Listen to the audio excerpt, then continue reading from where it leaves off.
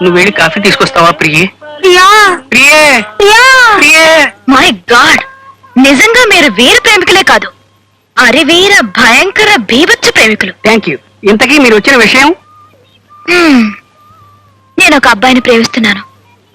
ఆ విషయం చెప్తే అతని హృదయం స్పందిస్తేనే ప్రేమ పుడుతుంది అంటున్నాడు.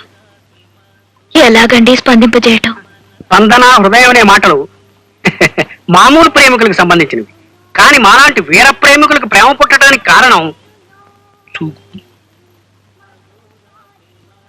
చూగుకుం. చూగుకు అంటే ఏమిటి నడక్కు? వీర ప్రేమికుల తారక మంత్రం చూగుకుం. ప్రచండ ప్రేమికుల పంచాక్షరీ మంత్రం చూగుకుం. గండరగండ ప్రేమికుల గాయత్రి మంత్రం చూగుకుం.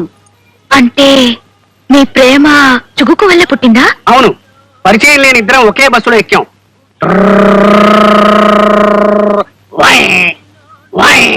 గేదడ్డం వచ్చింది. డ్రైవర్ సడన్ బ్రేక్ వేశాడు. చూగుకుం. వీర ప్రేమ ఆరంభమైంది. ప్రియా ప్రియే ప్రియా ప్రియే ప్రియా ప్రియే ప్రియే. అబ్బా, అసలు విషయం చెప్పేశారు. చుగుకుం చుగుకుం. ప్రియా ప్రియే ప్రియా చూగుకుం అంటే చూపులు గుచ్చుకోవటం అని చెప్పేశావా? లేదు ప్రియే, ప్రపంచానికి చూగుకుం ఒక అంతు చిక్కని పదంలాగే ఉండాలి. ప్రియా ప్రియే ప్రియా ప్రియే ప్రియా. ప్రియే. డ్రీమ్ బాయ్ ఇప్పుడు చూశాడంటే పాస్ అయ్యావా ఫెయిల్ అయ్యావా అని బురదనేస్తాడు. ఎలా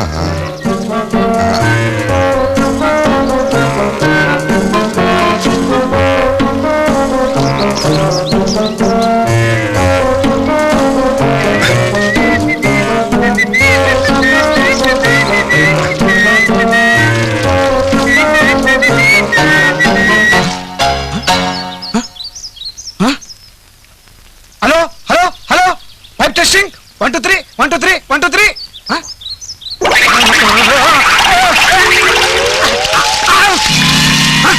ఏంటిది? అసలు గాలి లేదు, చెట్టు ఊగుతుంది. విఠలాచార సినిమాలో అంత మాయగా ఉందే. స్వప్న, నువ్వా? సారీ స్వప్న, అసలు ఏం జరిగిందంటే Get out. స్వప్న నేను చెప్పేది ఆ? ఆ? ఆ? ఆ? ఏమిటా అంత దీర్ఘంగా ఆలోచిస్తున్నావా? ఇంటి పైకప్పు దేంతో వేద్దామా అని. రేసిన కప్పు కూల్చకుండా ఉంటే చాలు, ముందు నువ్వు కింద దిగిరా. సరే మీ బ్యాడ్ లక్. నువ్వు పైకి ఎందుకు వెళ్ళావయ్యా? మీరు పైన ఉన్నారనుకుని పైకి వెళ్ళాను అంకుల్. అరే ఇదేంటి నీ లేకపోయినాయి? ఏంటి విషయం? అంకుల్ మీకు ఒక గుడ్ న్యూస్. ఆ. షుగర్ పేషెంట్లందరికీ ఒక అద్భుతమైన ముందు కనిపెట్టారంట. ఆ. ఇక నుంచి మీ ఇష్టానికి స్వీట్లు తినేది. నిజంగా? అవును అంకుల్, మీ మీద ఒట్టు.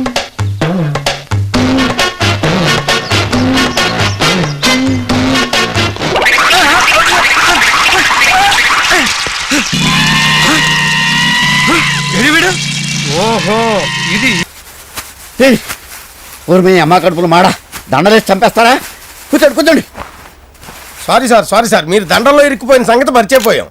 కానీ ఇప్పుడు మంత్రి వెంకటరావు గారికి గన్నీ బుక్ తరపున బుష్ లాడెన్ గారు మెడల్ ప్రజెంట్ చేస్తారు. అగాదు ఉండటానికి అడుగుతున్నాడు కానీ బొర్రలేదు వీడికి. మెడలో పడి వేస్తున్నాడు ఏంట్రా బాబు? ఓన్లీ పడివని మనకు తెలుసుకుని ఇది తెల్లదు కదా. ఏరా ఈ మెడల్ తో పాటు వారికి గన్నీ బుక్ కూడా ప్రజెంట్ చేస్తారు.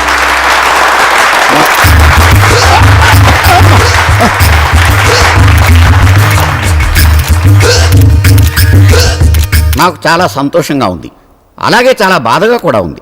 సంతోషం ఏమిటంటే లాడెన్ బుష్ గారు, బుష్ లాడెన్ గారు, బుష్ లాడెన్ గారు ఎక్కడో అమెరికా నుంచి అంత దూరం నుంచి నా కోసం రావడం సంతోషం. ఇంకా బాధ ఏమిటంటే ఆయన ఇక్కడికి వచ్చి ఎంతో డబ్బు ఖర్చు పెట్టుకుని ఓ 5 స్టార్ హోటల్లో దిగడం. అందుకని గన్నీ బుక్ కమిటీ వారికి ముందు ముందు ఇలాంటి ఇబ్బందులు లేకుండా సొంత గెస్ట్ హౌస్లు కట్టుకోవడానికి మన అసెంబ్లీ పక్కనే 500 ఎకరాలు కేటాయిస్తానని వాగ్దానం చేస్తున్నాను. Are you happy? ఏంటి అసెంబ్లీ పక్కన 500 ఎకరాల ఎక్కడుంది? అది పబ్లిక్ గార్డెన్ కదా. ఇంకా నయం, అసెంబ్లీ రాసిస్తానం లేదు.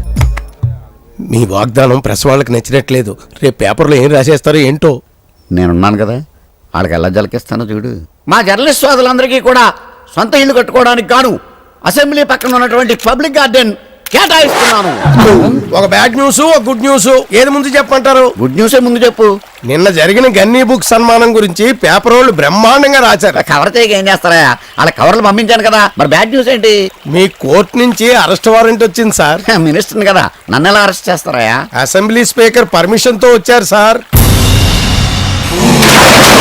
ఎందుకు సార్ నన్ను పిలిపించారు? మీ మీద కేసు పెట్టారు. ఎవరు? నేను ఎవరమ్మా నువ్వు? నిరుద్యోగిని. ఏంటి నీ ప్రాబ్లం? 1992వ సంవత్సరంలో అది అక్టోబర్ నెల 2వ తేదీ మహాత్మా గాంధీ విగ్రహం కింద పాలకొల్లు పట్టణంలో జరుగుతున్న బహిరంగ సభలో ఒక నాయకుడు, ఒక రాష్ట్ర మంత్రి, ఒక బాధ్యత గల మనిషి, ఒక బిగ్ జెంటిల్మెన్ మాట్లాడుతూ ప్రతి ఒక్కరూ చదువుకోవాలి, అలా చదువుకున్న ప్రతి ఒక్కరికి ఉద్యోగం ఇప్పిస్తాను అని మహాత్మా గాంధీ మీద ప్రమాణం చేస్తున్నాను అని దిస్ బిగ్ హానరబుల్ జెంటిల్మెన్ వాగ్దానం చేశాడు యువర్ ఆనర్. ఆ వాగ్దానాన్ని నమ్మిన నా కన్న తండ్రి నా కోసం, నా చదువు కోసం ఉన్న ఆస్తిని, ఉన్న ఇంటిని, ఒక మేకను, 2 కోళ్లను, ఒక బండిని, ఒక సైకిల్ని, చివరికి నా పెళ్ళ మెడలో మంగళసూత్రాలు తెగనమ్మి డిగ్రీ సంపాదించాను యువర్ ఆనర్.